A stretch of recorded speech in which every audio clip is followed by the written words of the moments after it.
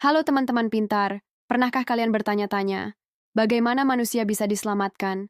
Apakah cukup berbuat baik, atau ada cara khusus yang Allah tetapkan? Pertanyaan ini ternyata bukan hal baru. Sejak abad pertama, gereja sudah bergumul dengan pertanyaan tentang keselamatan, dan jawabannya ternyata membentuk sejarah panjang doktrin keselamatan, atau yang disebut soteriologi. Yuk, kita telusuri perjalanan ini, dari perjanjian baru hingga refleksi modern.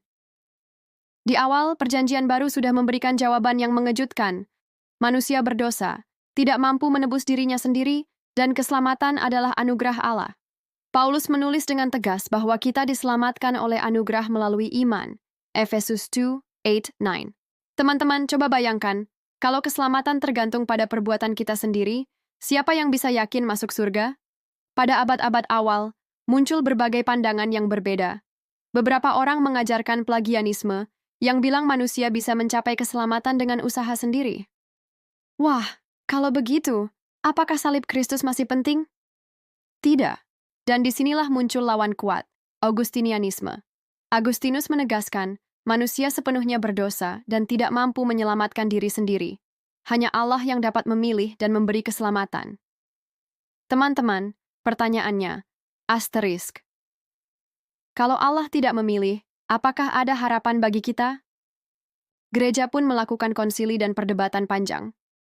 Konsili-konsili ini menegaskan bahwa keselamatan adalah asterisk-asterisk karya Allah yang misterius, tapi nyata dalam Kristus asterisk-asterisk. Tidak ada manusia yang bisa mengklaim dirinya layak. Semua tergantung rahmat Allah semata. Bayangkan suasana saat itu, para uskup berdiskusi, menimbang firman Allah, dan membentuk pengakuan iman yang masih kita pegang sampai sekarang. Di abad pertengahan, teolog seperti asterisk-asterisk Thomas Aquinas asterisk-asterisk mencoba menjelaskan keselamatan lewat sakramen dan hukum moral. Tapi inti tetap sama. Tanpa rahmat Allah, manusia tidak mampu menebus dosa. Teman-teman, mari kita pikirkan. Kalau keselamatan tergantung pada usaha kita sendiri, bisakah kita yakin? Pasti tidak. Kemudian datang era reformasi, dan disinilah ajaran Alkitab kembali ditegaskan.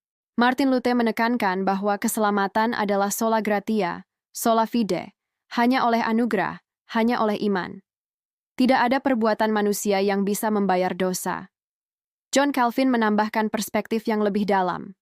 Allah memilih mereka yang akan diselamatkan, dan manusia hanya merespon panggilannya. Konsep ini dikenal dengan istilah predestinasi.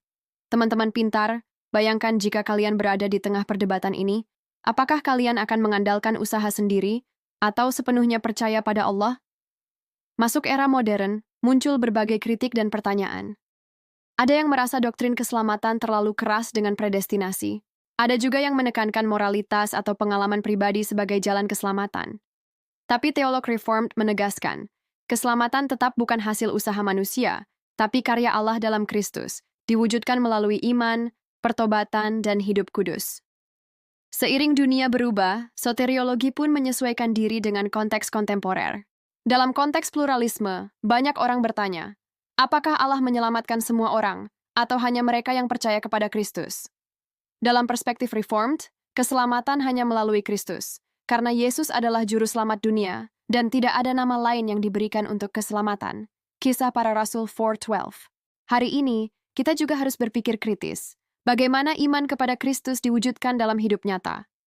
Apakah kita mengandalkan perbuatan kita, status sosial, atau pengalaman spiritual semu? Atau kita benar-benar percaya bahwa asterisk-asterisk Allah menebus dan menguduskan kita melalui karya Yesus Kristus asterisk-asterisk? Teman-teman pintar, jawabannya jelas. Hanya iman yang teguh pada firman Allah yang menyelamatkan. Mari kita simpulkan. Dari perjanjian baru sampai abad 21, diskursus soteriologi menunjukkan satu hal. Manusia berdosa, tidak mampu menebus diri sendiri, dan hanya Allah yang menyelamatkan. Banyak pandangan muncul, ada yang menyimpang, ada yang setia. Tapi kebenaran sejati selalu berdiri di atas firman Allah. Sola gratia, sola fide, solus Christus. Pertanyaannya untuk kita semua, apakah kita sungguh menerima anugerah Allah, atau hanya sekadar tahu doktrin di kepala? Hanya dengan percaya kepada Kristus yang disalibkan dan bangkit, kita menerima keselamatan yang sejati. Teman-teman pintar, mari terus belajar. Bukan hanya dengan rasa ingin tahu, tapi juga dengan iman yang taat. Karena hanya Allah yang menyelamatkan, hanya Kristus yang layak dimuliakan, sekarang dan selamanya. Soli Deo Gloria.